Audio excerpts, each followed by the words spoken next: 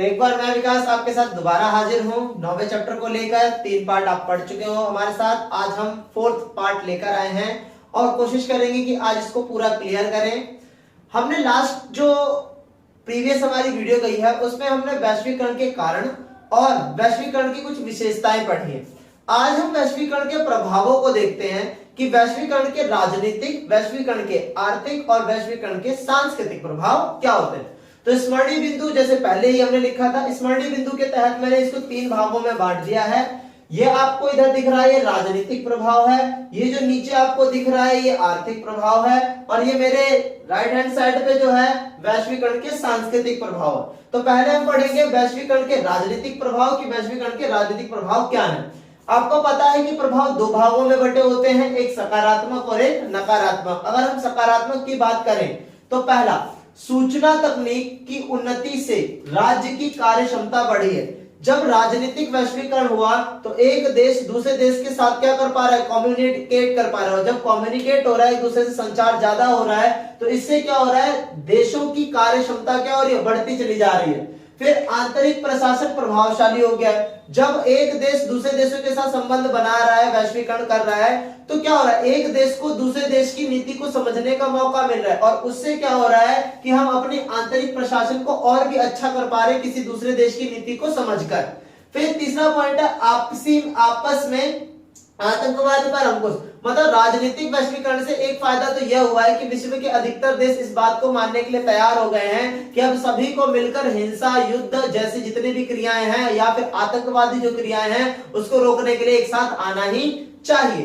पर राजनीतिक वैश्वीकरण के कुछ नकारात्मक प्रभाव भी देखने को मिलते हैं, जैसे कल्याणकारी राज्य का स्थान उदारवादी राज्य ने ले लिया। मतलब पहले जो सरकारें होती थी वो जनता के लिए ज्यादा कल्याणकारी योजनाएं लाती थी ताकि जनता का भला हो, जैसे कि पेंशन योजना हो गया, लाडली योजना हो गया और भी छात्रवृत्ति योजनाएं होती हैं। पर कुछ का ये कहना है कि अब राज्य ने या सरकारों ने कल्याणकारी योजनाएं बनाना बंद कर दिया है और अब वो पूंजीवाद की तरफ, बाजार की तरफ, उदारवाद की ही तरफ ध्यान दे रही है।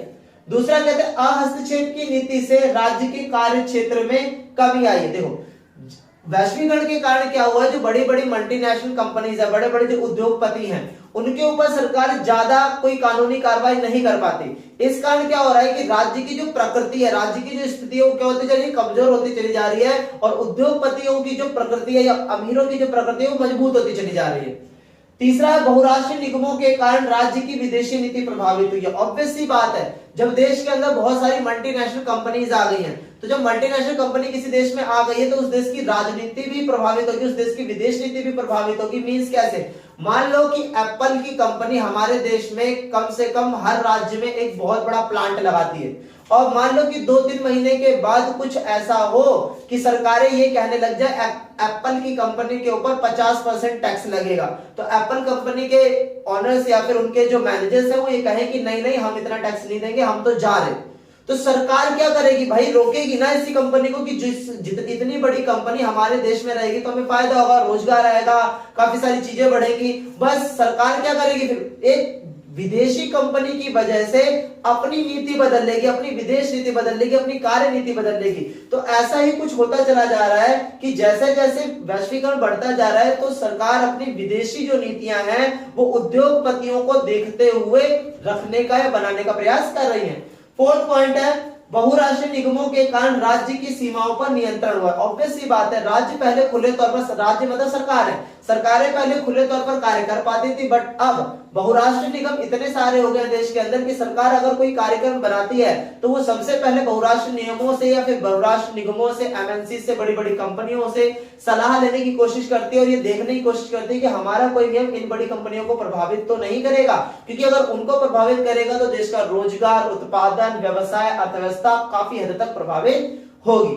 तो ये था सकारात्मक राजनीतिक वैश्वीकरण और ये था नकारात्मक राजनीतिक वैश्वीकरण। अब आगे देखते हैं कि वैश्वीकरण के आर्थिक प्रभाव क्या हुए हैं। सेम सकारात्मक में भी है और नकारात्मक में। तो राजनीति के हमारे जो वैश्वीकरण के आर्थिक सकारात्मक प्रभाव है वो क्या है, पहले अंतरराष्ट्रीय आर्थिक संस्थाओं द्वारा आर्थिक नीतियों का निर्धारण। अब देखो जैसे जैसे वैश्वीकरण हुआ है तो विश्व के अंदर बहुत सारी बड़ी बड़ी क्या है आर्थिक संस्थाएं हैं, जैसे IMF, WTO, वर्ल्ड बैंक, ऐसी बहुत सारी संस्थाएं हैं। तो वैश्वीकरण के कारण एक छोटे देश की नीति भी वैश्विक संस्थाएं निर्धारित कर पाते, जिससे वह छोटा सा देश बड़ी बड़ी संस्थाओं का उपयोग करके अपनी नई नई और अच्छी आर्थिक नीतियां बना पाता है। फिर आर्थिक प्रभाव बढ़ा है, जैसे जैसे आर्थिक वैश्वीकरण बढ़ा है वैसे वैसे दुनिया में आर्थिक जो क्रियाएं हैं, आर्थिक जो प्रभाव है वो बढ़ता ही चला जा रहा है। अर्थात आगे खुलेपन के कारण गरीबी कम हुई है। मीन्स क्या है, खुलेपन के कारण, क्योंकि वैश्वीकरण के कारण क्या होता है, बाजार खुल जाता है। मीन्स क्या है, एक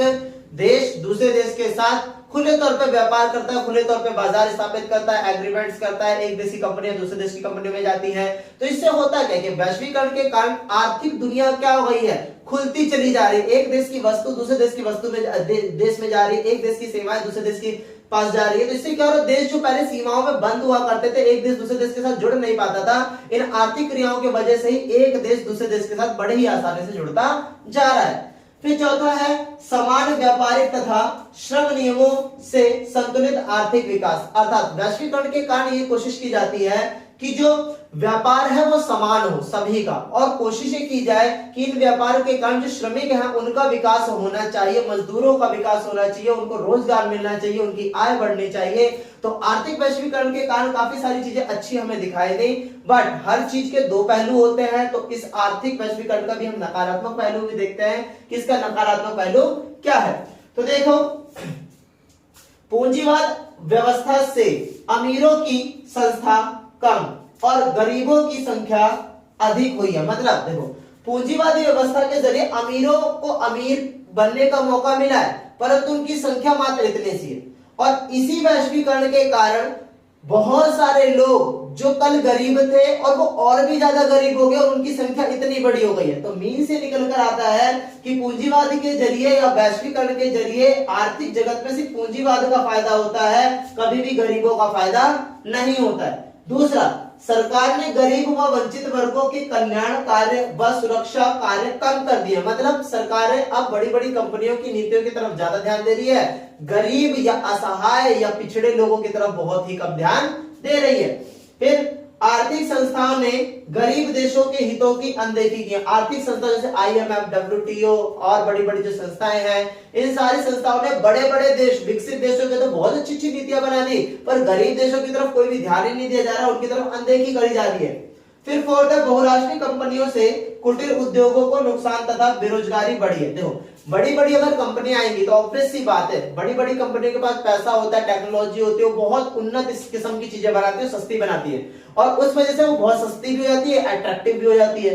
और जो देश में छोटे छोटे उद्योग होते हैं, जो आपने कभी अपने आसपास घर के पास देखा होगा, छोटे छोटे घरों में कुछ काम कर रहे होते हैं, तो वो सब कुटीर उद्योग होते हैं, छोटी छोटी फैक्ट्रीज होती है, वो सब कुटीर उद्योग होते हैं। अब वो हैं तो हमारे देश के अंदर, पर बड़ी बड़ी कंपनियों के आने की वजह से उनके प्रोडक्ट, उनकी कीमतें प्रभावित हुई हैं, और लोग भी क्या करते हैं, बड़ी बड़ी कंपनियों की जो वस्तुएं बनी होती है उसकी तरफ ज्यादा भागते हैं, और अपने देश या फिर छोटे छोटे उद्योगों के जरिए बनी हुई वस्तुओं की तरफ बहुत कम भागते हैं, जिस वजह से उनका उद्योग बहुत ज्यादा ठप पड़ता चला जा रहा है और उस क्षेत्र में बेरोजगारी बढ़ती ही चली जा रही है।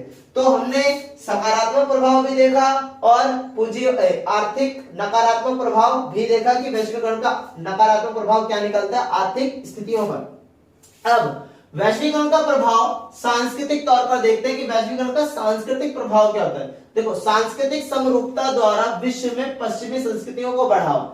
सबसे बड़ा प्रभाव तो यही निकला कि सोचा तो ये गया था कि जब सांस्कृतिक वैश्वीकरण होगा तो विश्व के हर एक देश की संस्कृति को फैलने का मौका मिलेगा, और हर एक देश की संस्कृति अपने देश से निकलकर विश्व के दूसरे देशों में जा पाएगी, और वह संस्कृति विश्व में अपना प्रभाव बढ़ाकर अपना फायदा या फिर अपनी स्थितियों को बचा पाएगी। पर ऐसा कुछ हुआ नहीं। हुआ ये कि पश्चिम की संस्कृति इतनी ज्यादा ताकतवर निकली कि विश्व के दूसरे देशों पर स्थापित होती चली गई, और दूसरे देश अपनी खुद की संस्कृतियों को भूलते चले गए। फिर खाने पीने एवं पहनावे में विकल्पों की संख्या में वृद्धि। ऑब्वियस सी बात है, अब हमारे पास चाइनीज फूड भी है, फ्रेंच भी है, अमेरिकन भी है, जर्मन भी है, इटालियन भी है, बहुत सारे डिशेस हमारे पास आ गई है। तो सांस्कृतिक वैश्वीकरण से एक फायदा यह है कि खान पान में हमारे सामने काफी सारे विकल्प मौजूद हुए। फिर लोगों में सांस्कृतिक परिवर्तन पर दुविधा। अब काफी सारे लोग इस बात के लिए भी विवादित हो जाते हैं कि हम किसी दूसरे की संस्कृति को क्यों अपनाएं, तो सांस्कृतिक वैश्वीकरण के कारण एक संस्कृति का दूसरे संस्कृति के प्रति दुविधा बढ़ी है। काफी सारे लोग अपनी संस्कृति को सही मानते हैं, दूसरी संस्कृति का कटाक्ष करने लग जाते हैं, जिससे विवाद काफी बार बढ़ भी जाते हैं।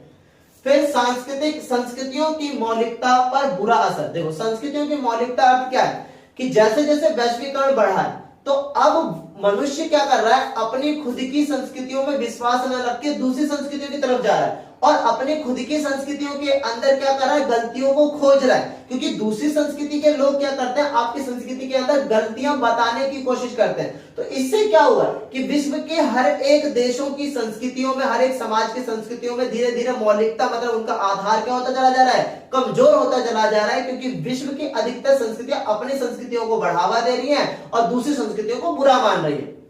फिर सांस्कृतिक वैभिन्नीकरण, जिसमें प्रत्येक संस्कृति कहीं ज्यादा अलग और विशिष्ट होती चली जा रही है। अब धीरे धीरे वैश्वीकरण के कारण संस्कृति वैसी नहीं रह गई जैसे पहले हुआ करती थी। अब संस्कृतियों में भी क्या आ चुका है, बहुत ज्यादा बदलाव आ चुका है, संस्कृतियों में परिवर्तन आ चुका है। संस्कृतियों में इस हद तक परिवर्तन आ गया है कि अगर आप 100-200 साल की पहले की संस्कृति देखोगे और आज की संस्कृतियां देखोगे तो उसमें काफी सारी आपको विभिन्नताएं देखने को मिलेगी। तो इस तरीके से हमने वैश्वीकरण का राजनीतिक प्रभाव, वैश्वीकरण का आर्थिक प्रभाव और वैश्वीकरण का सांस्कृतिक प्रभाव पढ़ा। अब इसके बाद एक प्रभाव है वैश्वीकरण का सामाजिक प्रभाव। तो देखते हैं कि वैश्वीकरण के सामाजिक प्रभाव में क्या है।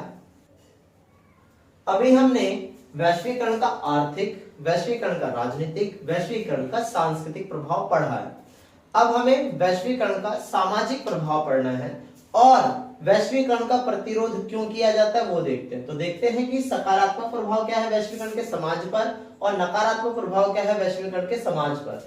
देखो सकारात्मक क्या है, विदेशी संस्कृतियों के मेल से पसंदों का क्षेत्र बढ़ा। मतलब विदेशी संस्कृतियां जब हमारे समाज के अंदर आई तो हमारे समाज के अंदर बहुत सारा दायरा बढ़ गया कि हम इस संस्कृति की सीख भी ले सकते हैं, इस संस्कृति से भी सीख ले सकते हैं, इस संस्कृति की तरफ जा सकते हैं, इस संस्कृति की तरफ जा सकते हैं। तो वो दायरा बढ़ गया समाज के अंदर। वेशभूषा में परिवर्तन आया। ऑब्वियस सी बात है कि अब लोग अलग अलग तरीके के फैशन पहन रहे हैं जैसा कि पहले नहीं होता था। फिर मेल मिलाप से खाद्य व्यवस्था प्रभावित हुई है। मतलब जितने ज्यादा हम नई नई संस्कृतियों से मिले उतने ज्यादा हमारे खाद्य क्षेत्र में भी परिवर्तन आया। हम पहले कुछ और खाया करते थे, आज हमें चाइनीज चाहिए, स्पेनिश चाहिए, इटालियन चाहिए, पता नहीं कौन कौन से फूड चाहिए। वैसे ही नकारात्मक प्रभाव क्या पड़ा है, धनी देशों की संस्कृति गरीब देशों के समाज पर प्रभाव हुई है। वही बात, ये बात आपको पहले से ही पता है। जिन देशों की बड़ी संस्कृतियां हैं, प्रभावी संस्कृतियां हैं, उन संस्कृतियों ने अपना ताकत ज्यादा दिखाया और गरीब देशों के ऊपर अपना प्रभाव ज्यादा बनाया है। दूसरा, संस्कृति की मौलिकता समाप्त हो गई है। वही बात निकल कर आई दोबारा से कि जो संस्कृतियां वो इतनी कमजोर हो गई है कि वैसे वैश्वीकरण का मूल यही था कि हर संस्कृति अपना विकास करे, पर आज ऐसा हो गया है कि एक संस्कृति अपना विकास करने के लिए दूसरी संस्कृतियों को गलत साबित करने की कोशिश कर रही है।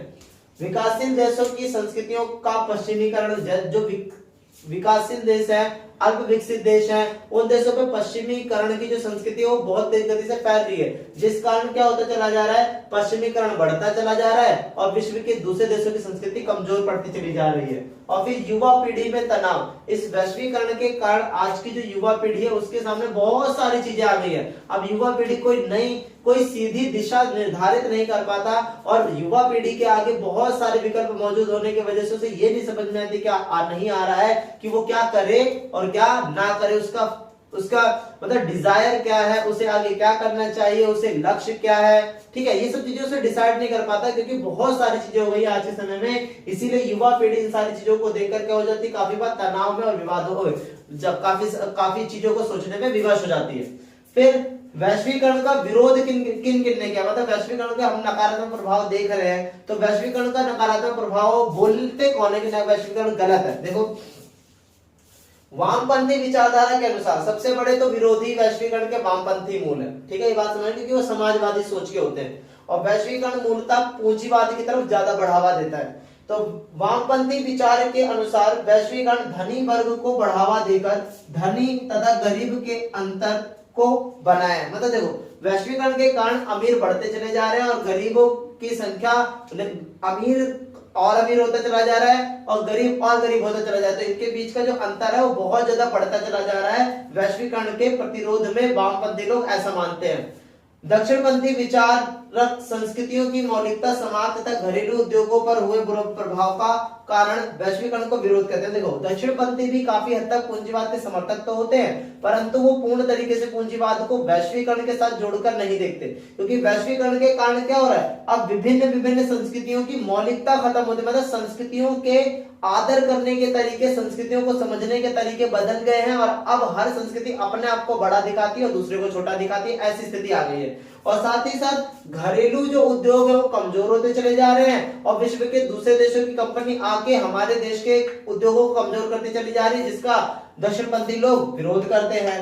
फिर विश्व स्तर पर वैश्वीकरण का विरोध करने के लिए वर्ल्ड सोशल फोरम बनाया, मतलब विश्व स्तर पर वैश्वीकरण को कम करने के लिए, वैश्वीकरण को विरोध करने के लिए एक संस्था बनाई गई है, वर्ल्ड सोशल फोरम नामक मंच बनाया गया है।